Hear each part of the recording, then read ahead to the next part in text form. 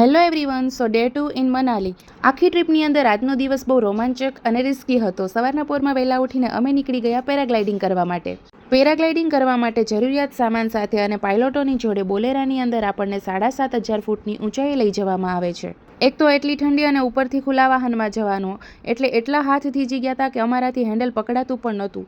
અને સાંકડા રસ્તાઓમાં પણ આ લોકોનું ડ્રાઇવિંગ પણ એટલું ફાસ્ટ, અને જો સામેથી કોઈ વાહન આવતું હોય ને તો આપણને ભગવાન જ દેખાઈ જાય. પણ બહુ સરસ રીતે એ લોકો ડ્રાઇવિંગ કરે છે. એટલે રિસ્કની શરૂઆત તો બોલેરામાં બેસીને તરત જ થઈ ગઈ હતી અને ત્યારબાદ પહોંચી ગયા 7,500 ફૂટની ઊંચાઈ ઉપર. પહોંચ્યાની સાથે અમારા પાયલોટોએ અમને પેરાગ્લાઇડિંગ માટે રેડી કરી દીધા અને હાથમાં પકડાવી દીધી સેલ્ફી સ્ટિક, જેમાં એક નાનો કેમેરો ફિટ કરેલો હોય છે. અને એ વિડીયો તમારે જોઈતો હોય તો એના માટે પણ અલગથી ચાર્જ હોય છે.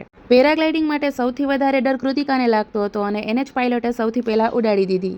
2-3 સ્ટેપ ચાલીને ઓટોમેટિક આપણે હવામાં ઉડી જઈએ અને આપણી અંદરથી આવો અવાજ નીકળી જાય છે. જુઓ,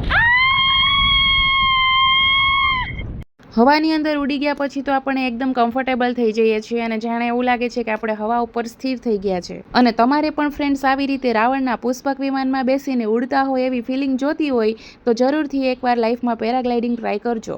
કમ્ફર્ટેબલ થઈ ગયા બાદ તો મેં પાયલોટ જોડે ઘણી બધી વાતો કરી. નીચે જે તમને વૃક્ષો દેખાય છે સુકાયેલા, એ બધા સફરજનના ઝાડ છે. અમે ફેબ્રુઆરીની અંદર ગયા હતા તો ફેબ્રુઆરીની અંદર તેની સિઝન ના હોય એટલા માટે આખા વૃક્ષોની અંદર એક પણ પાન જોવા નહોતું મળતું. અને પાયલોટે કહ્યું કે જો તમારે ઓરિજિનલ સફરજન ખાવા હોય તો જૂન જુલાઈની અંદર આવવાનું. પણ આપણે અહીંયા ઊંધા છે, આપણને શિયાળાના સફરજન વધારે ગમે એટલે કે આપણે કોલ્ડ રૂમના સફરજન ખાવાની આદત પડી ગઈ છે. પેરાગ્લાઇડિંગ માટે અહીંયા કોર્સીસ કરાવવામાં આવે છે અને આશ્ચર્યની વસ્તુ એ છે કે પેરાગ્લાઇડિંગ માટે અહીંયા કોઈ પણ પ્રકારના ઇન્સ્ટ્રુમેન્ટનો યુઝ કરવામાં નથી આવતો.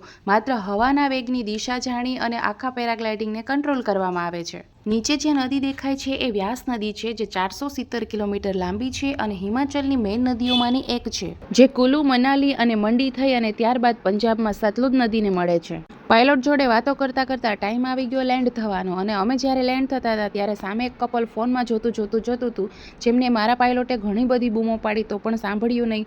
અને થોડીક વારમાં જો એ ન ખસ્યા હોત તો અમે કદાચ એ લોકોની ઉપર જ લેન્ડ થઈ જાત.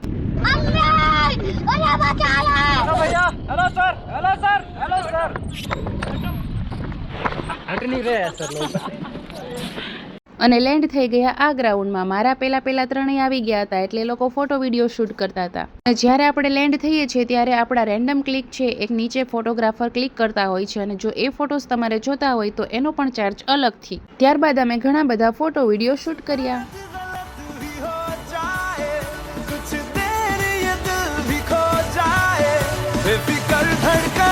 इस तरह से चले शोर गूंजे यहाँ से वहाँ, सूरज डूबा है यारो दो घुट नशे के मारो रास्ते भुला दो सारे घर बार के, सूरज डूबा है यारो दो घुट नशे के मारो गम तुम भुला दो सारे संसार के, ask me for anything I can give you everything. Paragliding પૂરું થયા બાદ અમે નવી કઈ એક્ટિવિટી કરવા ગયા એ જોવા માટે લાઇક, શેર અને સબસ્ક્રાઇબ કરી દેજો. બાકી પછી અમારી ચેનલ ખોવાઈ જશે.